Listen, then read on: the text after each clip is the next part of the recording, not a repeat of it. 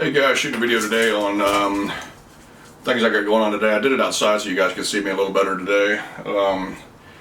Thinking about doing a lot more MF, which is basically a lot of people I've talked to before. I was telling them I was going to do a warehouse with conveyor belts and different systems and stuff like that. And the thing was, if you really look at the top 8 or 10 sellers that make millions of dollars on Amazon, none of them are FBA. They're all going to be merchant fulfilled guys that make millions of dollars a year, doing a lot of product. Not to say that you can't live, healthy and do well with FBA, but to do truly massive numbers, you're going to need a massive amount of inventory. And I'm to the point where I can buy more inventory than I can process. So trying to get it all into FBA, because a lot of times with NitoScan, I hit 2 buttons. Listed conditions, and it's listed within 5 minutes. Actually it's listed within maybe 45 seconds. So I can speed list those, and the way the tickets work, it prints out a ticket, you put it in the book or the CD, and you stack them in rows, and then every morning you'll get your orders will be 80, 100, 200, 500 orders, and it makes it it's a system oriented software that makes it to where even if you didn't have the software, you'd want to kind of do the same thing in your business, whether you're doing FBA or merchant fulfilled. I mean, you have a system, and then once you get that system locked down, outsource it to a $10 an hour person, okay? It's very simple when you have a $10 an hour person and they say, okay, you guys grab this clipboard, there's 50 orders, you pull the orders off the order number, take them, put them in a stack, put the orders in the stack, and then have a data entry person ship them out every day.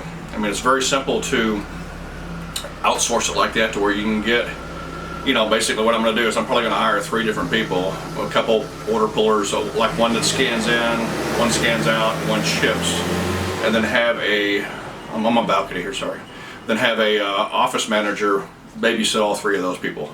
So you do have income like that, but yet it frees up your time to where you're not having to do any of it, guys. You let the software do the work. You don't basically do any of the work at all.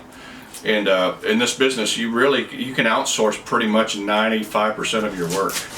You can outsource your sourcing, you can outsource your boxing, you can outsource your listing, you can outsource pretty much everything. You can outsource your e-flipping. If you guys do tactical arbitrage, you can outsource that. So basically, in this kind of business, you don't have to really do any of it.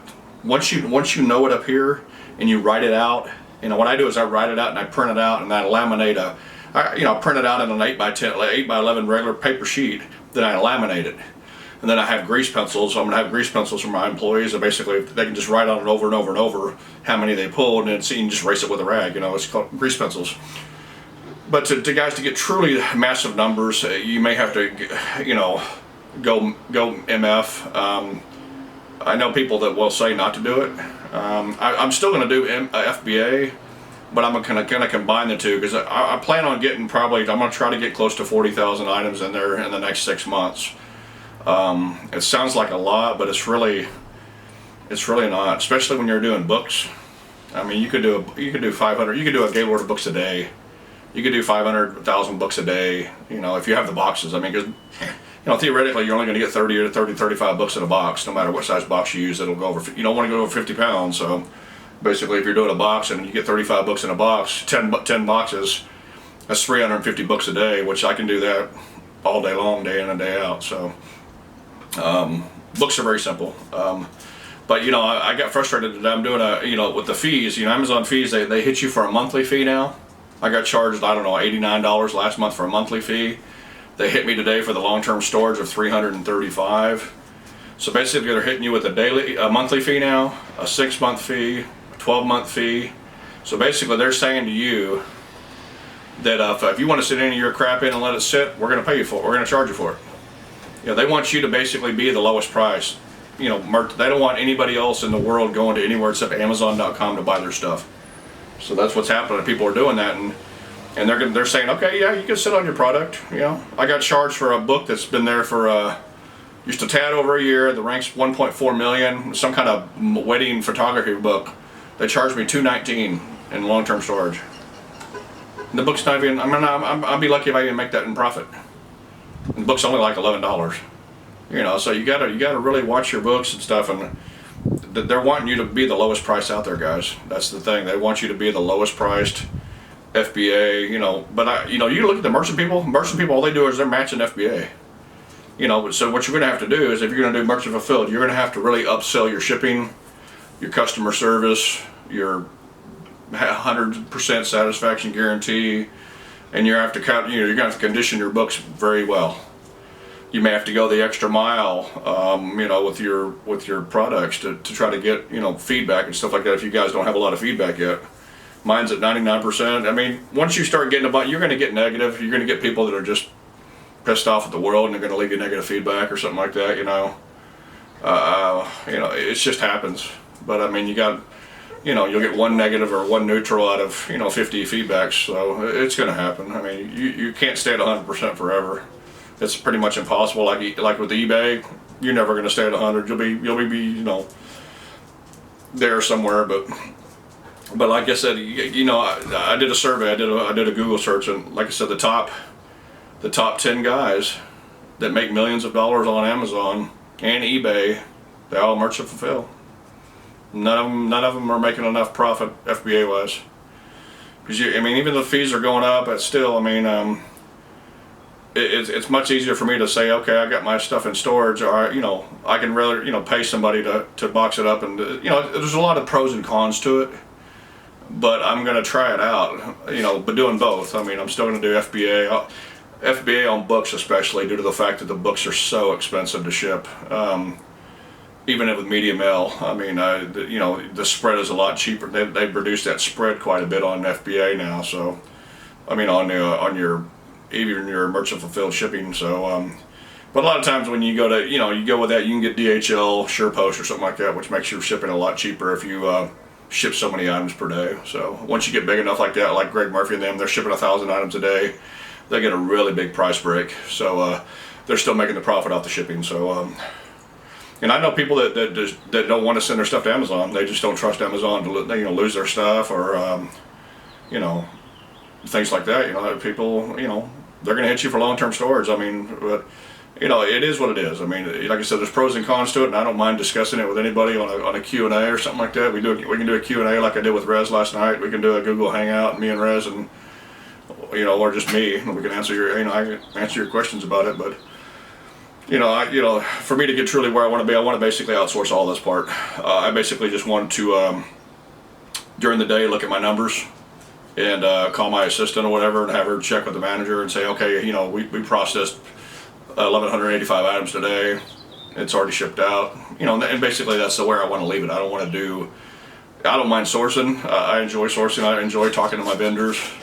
My sources, we build a good rapport. I think that's the biggest thing. You got to build a good rapport with your sources.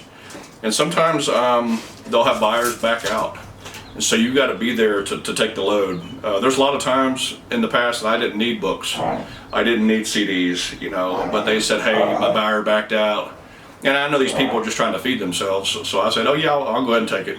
Even though I had 14,000 CDs, I still got another 2,000. They know that I'm reliable. That's the biggest thing with your sources. You have to be reliable, and you have to have cash. Most of my vendors cash only, so they don't do any kind of checks or debits or nothing like that. So, but if you put the word out there enough, like I was talking with Mike yesterday, business cards. I'm probably going to get a skin for my truck. I was thinking about getting a real big skin, on my truck for we buy CDs and books and stuff like that. And then also thinking about doing a site like declutter. And then also maybe doing another side business where we repair media, nationwide. There's not a lot of good companies out there on the internet that repair media nationwide.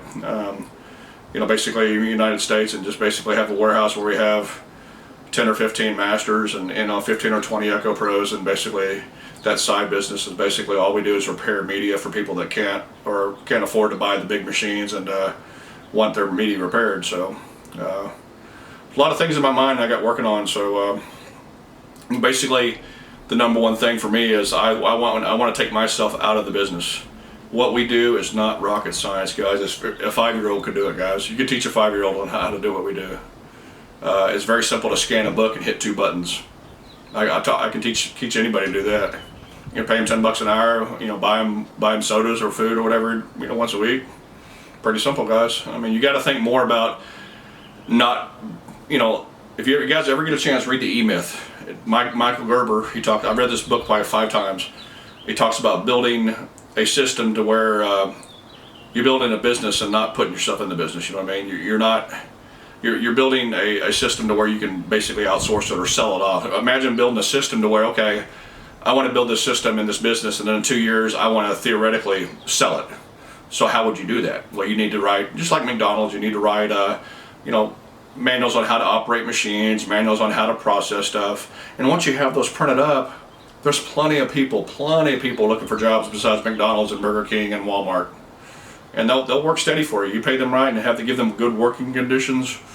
They'll pay, you know, they'll do fine. And then basically what I was going to do, I'm going to do that, you know, and just ramp it out nationwide. So, you know, all 50 states. So it may take me a little while to get it going, you know, a couple years, but you guys stick with me, and you know, you'll see where I can go from this. Okay. I hope you guys enjoyed this. I'll do other videos on the machines today. I'm getting ready to go out. I'm got to get out and do some sourcing today.